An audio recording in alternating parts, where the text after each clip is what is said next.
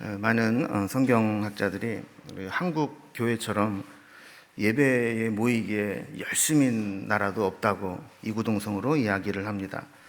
근데 문제는 예배 드리는 횟수와 우리 신앙의 성숙도가 항상 비례하느냐 그랬을 때 그렇지 않을 수 있다는 겁니다. 예배 드리는 횟수로만 따진다면 우리 한국교회 성도들은 세계에서 가장 거룩하고 경건하고 능력 있는 성도로 살아야 됩니다. 그런데 현실적으로는 오히려 이 예배와 삶이 따로 되는 기형적인 모습을 나타낼 때가 많습니다. 예배는 열심히 나오는데 살아가는 모습을 보면 하나님의 뜻과 전혀 다른 삶을 사는 성도들이 많고, 또 예배를 강조하는데 사회에서 지탄받는 교회도 많이 있습니다. 이것은 예배의 본질을 모르고 또 진정한 예배자로 살지 못하고 있다는 반증이 되는 것이죠. 우리의 신앙에서도 가장 중요하고 기본이 되는 것이 예배입니다. 만약에 여러분에게 여러분 교회 왜 가십니까? 라고 물어보면 가장 중요하고 근본적인 이유가 예배 드리러 갑니다. 아마 이런 생각이 가장 클 겁니다. 그런데 예배가 안 되면 사실 우리의 모든 신앙생활은 다 모래 위에 세운 것과 같아질 수 있습니다. 진정한 예배가 되지 않는 가운데 하는 우리의 헌신과 봉사는 어쩌면 그것은 주님의 영광을 위한 것이 아니라 나 자신의 만족을 위한 가능성이 많습니다. 예배의 은혜가 없이 신앙생활을 하는 것은 종교 행위에 가까울 수 있습니다. 영과 진리로 예배하지 못하고 예배 시간에 자리만 차지하고 갔다는 것은 그것은 성전 마당만 밟고 가는 예배일 가능성이 많습니다. 그래서 예배에 감격이 없고 은혜가 없고 능력이 없고 예배를 드리고 나서도 내 삶에 변화가 없다면 그것은 내 신앙이 병들고 있거나 무기력해지고 있다는 것을 이야기하는 것입니다. 그래서 우리는 종종 우리의 예배를 점검해 볼 필요가 있습니다. 로마서 12장은 로마서의 큰 주제가 바뀌는 전환점입니다. 로마서를 크게 세 부분으로 나누면 1장부터 8장까지는 회복 불가능한 죄인들이 믿음으로 구원받을 수 있는 길을 하나님께서 예수 그리스도를 통해 열어주셨다라는 것이 주제입니다. 이신칭의의 믿음이죠. 그리고 9장에서 11장까지는 유대인의 구원 문제를 다루고 있습니다. 이방인에게 잠시 구원의 문이 열리고 복음의 역사가 나타났지만 하나님은 유대인 역시 포기하지 않으신다라는 것이죠. 그래서 언젠가는 이방인을 향한 하나님의 사랑 그리고 구원의 수가 다 차고 나면 그 모습을 보고 시기한 유대인들이 다시 마음을 열고 하나님의 구원의 백성이 되게 돌아오는 것, 이것이 하나님의 계획이다 하는 것을 다루고 있습니다. 자, 그리고 나서 이제 오늘부터 살펴보게 될 12장부터 마지막 16장까지는 이런 하나님의 은혜와 구원의 섭리를 깨달은 성도들은 어떻게 살아야 될 것인가, 여기에 대한 주제로 말씀을 나누고 있습니다. 그래서 바울 서신서들은 대부분 그렇지만 12장 1절을 시작하면서 제일 처음 나오는 그러므로라는 단어가 매우 중요합니다. 지금까지 어떤 교리와 이론적인 부분을 설명했다면 이제는 실천과 삶에 대한 적용의 부분을 이야기하는 것이죠. 지금까지 은혜와 복음을 이야기했다면 이제는 그 은혜로 구원받은 복음을 받은 자들이 어떻게 살아야 될 것인가, 우리의 삶에 대한 부분을 강조하고 있다는 겁니다. 우리가 아무 공로 없이 믿음으로 의롭다 하심을 얻어 구원을 얻게 되었다면 이제는 구원받은 자가 어떻게 살아야 될까, 어떻게 사는 것이 구원받은 자답게 사는 것인가, 이것이 로마서 12장부터 마지막 장까지의 주제다, 이렇게 볼 수 있습니다. 오늘날 우리 성도들의 가장 큰 문제는 그러므로의 삶이 없다는 것입니다. 우리가 은혜는 받았습니다. 구원은 받았습니다. 그러면 그러므로 어떻게 살아야 될 것인가, 여기에 응답하는 삶을 살아야 되는데 구원은 받았는데 여전히 욕심과 죄에 이끌려가는 삶을 살아가는 성도들이 많이 있다는 겁니다. 그래서 바울은 은혜로 구원받은 자가 어떻게 살아야 될 것이냐, 여기에 대한 여러 가지 주제들을 언급하면서 그 첫 번째로 오늘 우리가 읽은 예배에 대한 말씀을 강조하고 있습니다. 우리가 정말 구원받았다면, 우리가 정말 은혜 받았다면 예배가 새로워지고 예배가 달라져야 한다라는 겁니다. 그 정도로 예배는 우리의 신앙과 삶에 중요한 것입니다.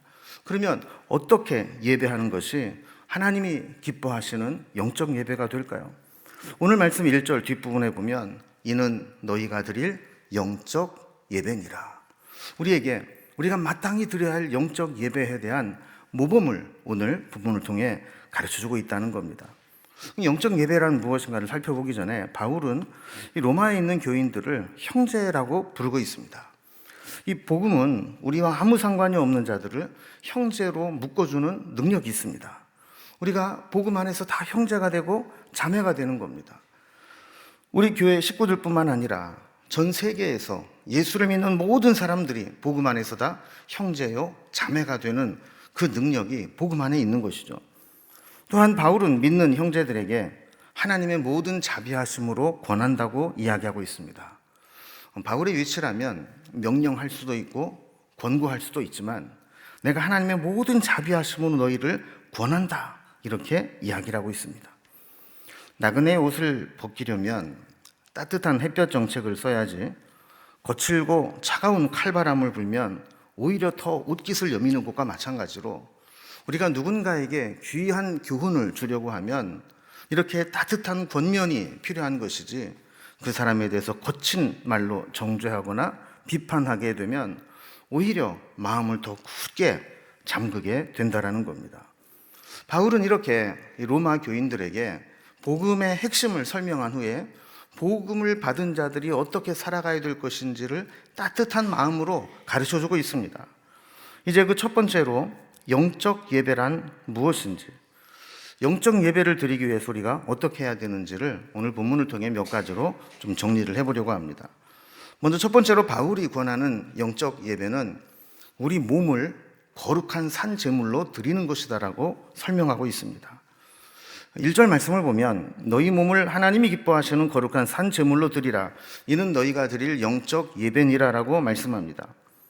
하나님의 은혜로 구원받은 자에게 필요한 첫 번째 변화는 우리 몸을 하나님이 기뻐하시는 산 제물로 드리는 겁니다. 하나님이 우리를 구원하신 이유는 우리를 어떤 종교인으로 만들기 위함이 아닙니다. 교회 다니는 사람을 만들기 위함이 아닙니다. 교회 와서 봉사하는 사람으로 세우시기 위한 것도 아닙니다. 하나님이 우리를 구원하신 가장 첫 번째 이유는 우리 몸을 하나님 앞에 거룩한 산 제물로 드리는 영적 예배자로 부르셨다라는 겁니다. 예배의 모형은 구약의 제사입니다. 이 제사 속에 예배의 본질이 담겨져 있는데 여러분, 제사의 가장 중요한 의미가 뭡니까? 제사는 제물을 바치는 행위입니다. 나머지는 이 제물을 바치기 위해서 필요한 것들이고 제사의 가장 중요한 핵심은 제물을 바치는 거예요. 그러면 이 제물의 핵심은 또 뭡니까? 제물의 핵심은 나 대신 제물을 죽이는 겁니다. 그러니까 제사는 제물을 잡지만 결국은 내가 죽는 것이 제사의 핵심이라는 거예요. 제물의 입장에서 보면 억울하지 않겠습니까? 제물은 자기 죄 때문에 죽는 게 아닙니다. 자기 변명도 주어지지 않습니다. 그런데 죄인 취급을 받으며 제사 드리는 사람의 죄를 짊어지고 죽습니다.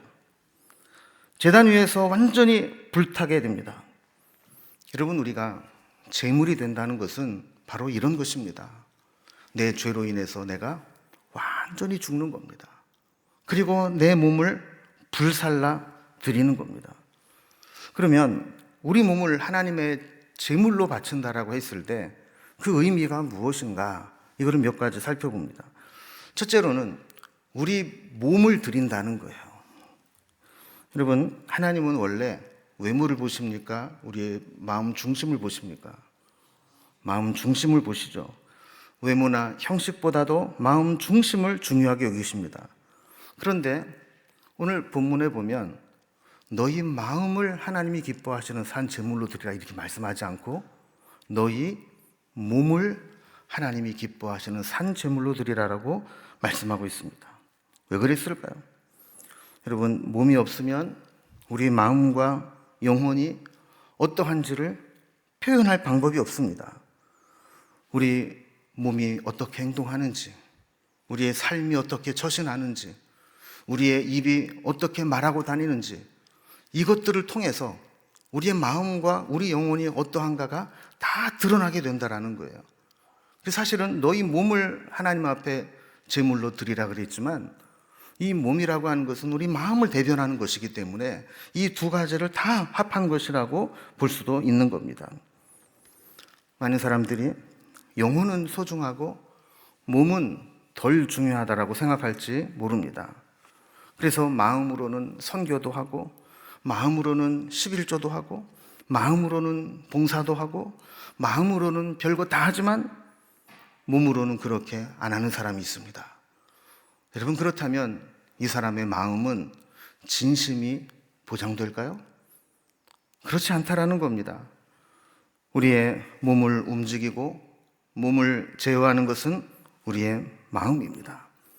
인간의 죄가 마음을 부패시키고 타락하게 되면서 우리 몸은 몸의 욕망을 채우기 위한 도구가 되어버리고 말았습니다.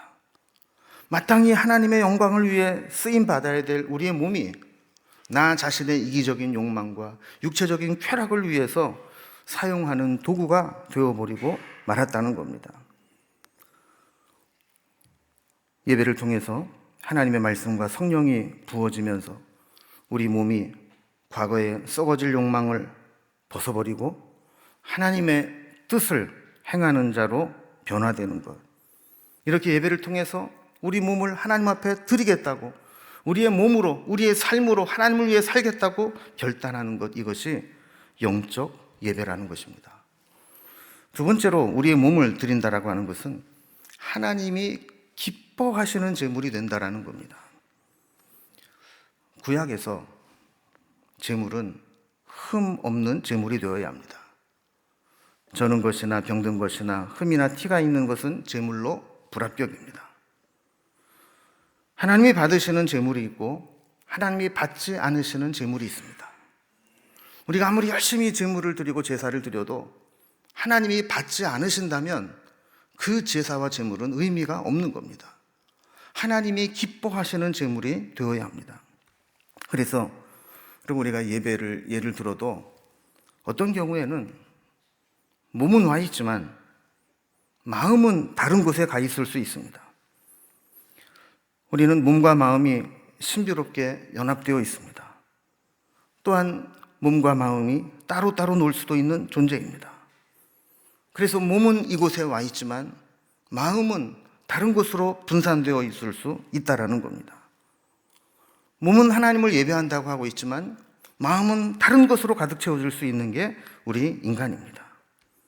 그래서 제사가 예배라면 우리는 예배를 드리면서 진지하게 고민해 보아야 합니다.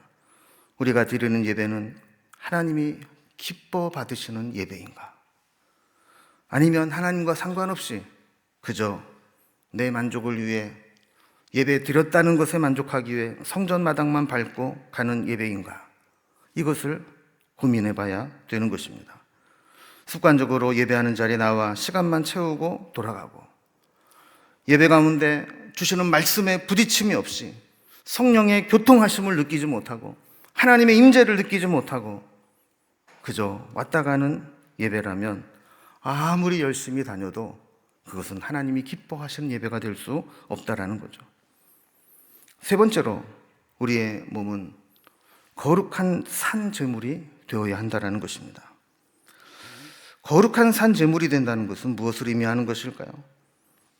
이 세상에서 가장 완벽한 온전한 제물은 예수님이십니다. 예수님의 제물 되심은 십자가상에서 이루어졌습니다. 우리의 예배가 우리 몸을 거룩한 산 제물로 바친다라고 하는 것은 우리의 욕심과 정욕과 기질을 십자가 위에 못 박는 것입니다. 우리 몸을 십자가에 못 박은 사람은 설령 누가 시비를 걸어와도 같이 멱살을 잡고 싸울 수가 없습니다. 왜 그럴까요? 우리 손이 십자가에 못 박혀 있는데 어떻게 싸울 수가 있겠습니까? 우리가 어떤 죄의 미혹을 받아도 죄의 현장으로 달려가지 못합니다. 왜 그럴까요? 우리 발이 십자가에 못 박혀 있는데 어디로 움직여 갈 수가 있겠습니까? 만약에 우리가 여전히 죄의 미혹에 끌려다니고 감정이 이끄는 대로, 죄의 욕망이 이끄는 대로 행하고 있다면 우리는 온전히 거룩한 산 제물로 드려지지 못한 것입니다. 아까도 말씀드린 것처럼 제물의 핵심은 죽는 것입니다. 내가 죽지 못하고 나의 옛 자아가 죽지 못한 예배는 예배가 아니라는 겁니다. 또한 예배의 완성은 공식적인 예배, 이 한 시간에 앉아있다 가는 것이 아니라 나머지 내 삶으로 드리는 내 삶이 제물된 삶을 살아가는 것입니다. 그래서 우리가 있는 자리에서 산 제물이 되어 우리 스스로를 죽이는 삶을 살게 된다면 그것이 거룩한 산 제물이 되는 것이고, 그런 예배자들이 있는 곳에 가정이 변하고 모임이 변하고 교회가 변하고 세상이 변하게 되는 겁니다. 자, 이렇게 영적 예배의 첫 번째 특징은 마음만이 아니라 우리의 몸으로, 우리의 삶으로, 우리의 행함으로 변화되는 것, 제물된 삶을 사는 것, 이것이 첫 번째 영적 예배의 의미라는 겁니다. 두 번째 영적 예배란 이 세대를 본받지 않는 것입니다. 바울은 2절에서 우리 몸을 산 제물로 드리는 영적 예배가 되는 실제적이고 구체적인 방법을 설명하는데 이렇게 이야기를 합니다. 너희는 이 세대를 본받지 말고 오직 마음을 새롭게 함으로 변화를 받아 하나님의 선하시고 기뻐하시고 온전하신 뜻이 무엇인지 분별하도록 하라. 여러분, 여기 세 가지를 이야기하고 있죠. 첫 번째는 이 세대를 본받지 마라. 두 번째는 마음을 새롭게 함으로 변화를 받아라. 그리고 하나님의 뜻이 무엇인지 분별하도록 하라. 여러분, 첫 번째로 이 세대를 본받지 말라 그랬습니다. 왜 이 세대를 본받지 말라고 했을까요? 이 세대에 문제가 있다는 겁니다. 본받지 말라는 말은 유행을 따라가지 마라, 그것과 다른 방향으로 가라, 그런 의미입니다. 여러분, 어떤 것이 어떤 유행을 일으킨다라고 하는 것은 그것이 많은 사람들이 볼 때 매력적으로 보인다는 거예요. 그게 좋아 보이니까 대다수의 사람들이 그거를 따라하는 겁니다.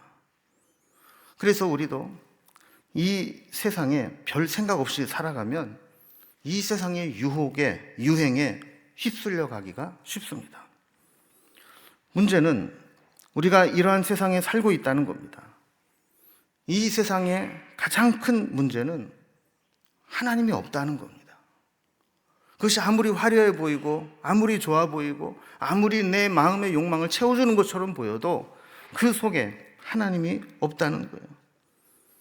하나님이 없는 세상은 한없이 인간의 욕망을 추구하여 달려가게 되어 있습니다. 그래서 하나님이 없는 사람에게 좋아 보이는 대로, 자기 자신의 좋아 보이는 대로 이끌고 가게 됩니다.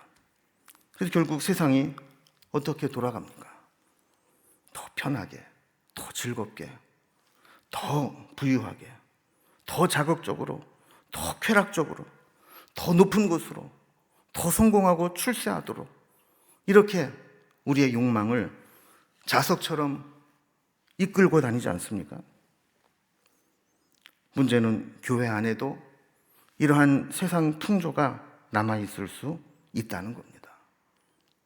하나님을 섬긴다고 하면서도 그 속에서 이 세대에, 이 세상에 하나님이 없는 사람들의 추구하는 욕구가 여전히 남아있을 수 있다는 것이죠. 이러한 것들을 본받지 말고 끊어버릴 수 있는 것, 이것이 영적 예배의 삶이라는 겁니다. 세 번째로 영적 예배란 우리 마음을 새롭게 함으로 변화를 받는 것입니다. 우리 인간의 특징 중에 하나는 인간은 마음 먹기에 따라서 완전히 딴 사람처럼 살 수 있다는 겁니다. 분명히 똑같은 사람이었는데 마음을 어떻게 먹느냐에 따라서 천사처럼 살아갈 수도 있고 악마처럼 살아갈 수도 있습니다.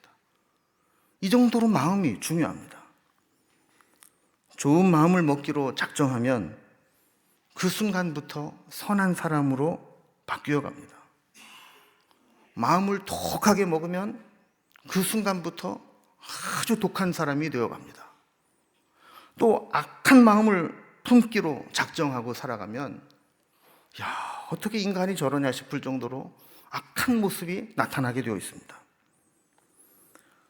우리는 보통 이 세대를 본받으며 마음을 먹습니다.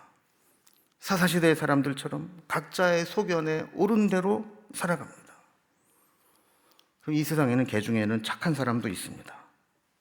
그러나 하나님이 없는 착한 사람은 언젠가는 한계를 드러내게 됩니다. 한 가지 분명한 것은 이 세상의 마음으로는 절대로 하나님을 기쁘시게 할 수 없고 예배자의 삶을 살 수 없다는 겁니다. 그래서 성경은 우리에게 말씀하기를 영적 예배자의 삶을 살려면 마음을 새롭게 함으로 변화를 받아야 된다라고 말씀하는 겁니다. 그렇다면 우리 마음의 변화를 받는다는 것은 뭘까요? 그것은 우리의 기호나 성향이나 방향성이 바뀐다는 것을 의미하는 겁니다. 예전에는 세상이 좋았는데 변화된 사람은 세상에 그렇게 매력을 느끼지 못합니다. 또 예전에는 거룩한 삶을 산다는 것이 부담스러웠는데 마음에 변화된 사람들은 내가 거룩함에 참여할 수 있다는 것이 감사하고 기쁨이 됩니다. 우리에게 가장 큰 문제는 이 변화된 마음을 얼마나 어떻게 지속시킬 수 있느냐 하는 겁니다. 우리는 새해가 되거나 어떤 계기가 있을 때 내가 마음을 새롭게 먹고 하나님을 기쁘시게 하는 삶을 살아야지 다짐을 하는데 그게 오래 못 갈 때가 많이 있습니다. 마귀는 이것을 노리고 있습니다. 우리의 불안한 마음을 충동질시켜서 나도 모르는 행동을 하게 만들고 내가 원치 않는 실수를 범하게 만들어서 하나님의 은혜로부터 멀어지게 만들고 그것 때문에 바꾸어 먹었던 마음을 다시 옛날로 돌이키게 만드는 것이 마귀의 작전입니다. 우리의 마음이 하나님의 말씀과 성령의 은혜로 변화되고 지속되도록 하는 것, 이것이 우리가 드릴 영적 예배요 하나님을 기쁘시게 하는 것이라고 말씀하는 겁니다. 마지막 네 번째로 오늘 본문에서 영적 예배라고 하는 것은 하나님의 뜻을 분별하는 것입니다. 하나님의 뜻을 분별한다는 게 뭘까요? 여러분, 우리가 누군가를 대접하고 기쁘시게 하기 위해서는 그 사람이 뭐를 좋아하는지를 알아야 됩니다. 예전에 부흥회를 교회에서 하게 되면 부흥 강사님을 모십니다. 요즘에는 낮 집회가 별로 없으니까 새벽 집회, 밤 집회만 하는데, 그럼 담임 목사 입장에는 제일 걱정되는 게 뭘까요? 그 남는 시간에 이 강사님에게 뭘 해드려야 되는가? 이게 가장 큰 걱정이거든요. 그래서 요즘에는 이메일로 미리 막 연락을 합니다. 그 시간에 뭘 해드리면 좋을까요? 이 주변 투어를 시켜드릴까요? 맛있는 식당을 갈까요? 아니면 주변에 관광지를 갈까요? 아니면 운동 좋아하시면 운동할 수 있는 사람을 같이 마련할까요? 막 이렇게 해요. 그래서 그분이 나는 그냥 가만히 쉬는 게 좋다 그러면 내버려 두는 거고, 이 주변에 창경궁도 있고 그렇다는데 한번 거기 나 좀 같이 가자 그러면 거기 또 모시고 가는 거고, 그분이 좋다는 대로 하는 게 제일 그분을 기쁘시게 하는 거 아니겠습니까? 근데 만약에 내가 좋다고 내가 좋아하는 대로 막 끌고 다니면서 몇 시까지 나오라고, 그럼 호텔에 막 가가지고 막 두드리고 기다렸다가 차 태워가지고 막 감금하다시피 그냥 어디 끌고 가가지고 여기 좋은 데니까 잘 구경하라고 이러면 그게 그분을 위한 거가 되겠느냐는 거예요. 우리가 하나님을 기쁘시게 한다라고 하는 것은 하나님이 기뻐하시는 것이 무엇인지를 분별하여 사는 것입니다. 만약에 누군가가 저를 대접한다고 하면서 제가 안 좋아하는 것만 끌고 다니면 저는 대접을 받는 게 아니라 곤욕을 당하는 것이 될 겁니다. 하나님도 마찬가지입니다. 우리가 열심히 신앙생활 한다고 하고 하나님을 위한다고 하지만 하나님의 마음에는 하나도 안 드는 거예요. 그거 아닌데, 그렇게 하는 거 내가 기뻐하는 게 아닌데, 이런 거를 골라서 열심히 하게 되면 그거는 하나님을 예배하는 것이 아니라 하나님을 방해하는 것이 된다라는 겁니다. 우리는 하나님의 뜻대로 살아야 된다는 것을 기본적인 전제로 알고 있습니다. 그런데 막상 현실에 부딪히면 하나님의 뜻을 따르고 하나님을 기쁘시게 하기보다 이 세상에 이 세대를 본받는 모습으로 돌아갈 때가 많습니다. 그 이유는 두 가지인데, 하나는 지금 당장 눈에 보이는 현실의 이익이 더 좋기 때문이고, 또 하나는 하나님 말씀에 대한 자신감과 확신이 없기 때문입니다. 하나님을 기쁘시게 해야 된다는 건 알아요. 그런데 현실의 이익과 하나님을 기쁘시게 하는 뜻이 부딪히게 될 때 현실의 이익이나 현실의 즐거움을 포기하고 하나님의 뜻을 따르는 것이 쉽지 않을 수 있다는 거죠. 또 하나는 하나님의 말씀대로 살아갈 때 내가 손해가 된다면 하나님께서 추후에 어떠한 방법으로라든 내가 손해보고 내가 피해를 입은 것을 보상해 준다는 믿음이 있습니까? 여기에 대한 확신이 없는 사람은 내가 보상을 받아야 되고 내가 원하는 것을 얻어야 되고 내 뜻대로 해야 마음이 풀리는 겁니다. 여러분, 우리는 우리의 뜻과 하나님의 뜻이 충돌할 때가 있어요. 이때 많은 사람들이 하나님을 온전히 믿지 못하기 때문에 내가 내 것을, 내가 원하는 것을 내 뜻대로 해버리고야 마는 그런 일들을 하고 있다는 겁니다. 바울은 하나님의 뜻을 세 가지로 설명합니다. 하나님의 뜻은 선하신 뜻이고, 하나님이 기뻐하시는 뜻이 있고, 하나님의 뜻은 온전한 뜻이라는 거예요. 우리의 불완전하고 우리의 한계가 있는 뜻이 아니라 하나님의 선하시고 기뻐하시고 온전하신 뜻이 있는데, 성경은 우리에게 그 하나님의 뜻을 분별하라라고 가르칩니다. 여러분, 분별하라는 게 무슨 뜻일까요? 이것은 열심히 연구해서 그 의미를 알아내라라는 뜻입니다. 우리가 어떤 경우에는 고민할 필요 없이 이게 하나님의 뜻이지 라고 알 수 있는 것들이 있습니다. 그런데 어떤 것들은 매우 복잡하게 연결되어 있어서 이거를 깊이 생각하고 고민하고 때로는 성령의 감동과 하나님의 말씀인 성경을 통해서 끊임없이 하나님께 묻고 하나님의 뜻을 찾아내는 훈련과 연습을 해야 알아낼 수 있는 하나님의 뜻도 있을 수 있다는 겁니다. 그래서 우리는 너무 쉽게 생각할 것이 아니라 정말 이것이 하나님의 뜻인지, 어떤 것이 하나님의 뜻인지 이것을 분별하기 위해서 하나님 앞에 몸부림치고 기도하고 말씀을 묵상하고 이런 훈련과 연습이 필요하다는 거죠. 오늘 말씀을 정리해 봅니다. 영적 예배는 추상적인 개념이 아닙니다. 영적 예배는 영적, 그러니까 우리가 좀 특이하게 생각되지만 여러분 밑에 각주를 보면 영적 예배라는 것은 합리적인 예배다, 이렇게 각주를 달아놓고 있습니다. 합당한 예배, 합리적인 예배. 우리가 드리는 마땅한 예배는 뭐냐? 그것은 예배하는 자리에 몸만 왔다 가는 것이 아니라 우리의 삶으로, 우리의 몸으로 표현되고 고백되는 것, 이것이 합당한 예배라는 겁니다. 그래서 예배는 이 자리로 끝나지 않습니다. 표회를 하고 나면 다음 예배가 시작될 때까지 우리는 또 다른 예배의 삶을 사는 것입니다. 이 공적인 예배와 개인적인 예배를 잘 드리는 것이 우리 몸을 산 제물로 드리는 예배입니다. 여러분, 매일의 삶 속에서 이 시대를 본받지 말고 늘 말씀과 성령의 충만함으로 마음의 변화를 받아 하나님의 뜻을 분별하여 사는 영적 예배자로 살아갈 수 있기를 주님의 이름으로 기원합니다.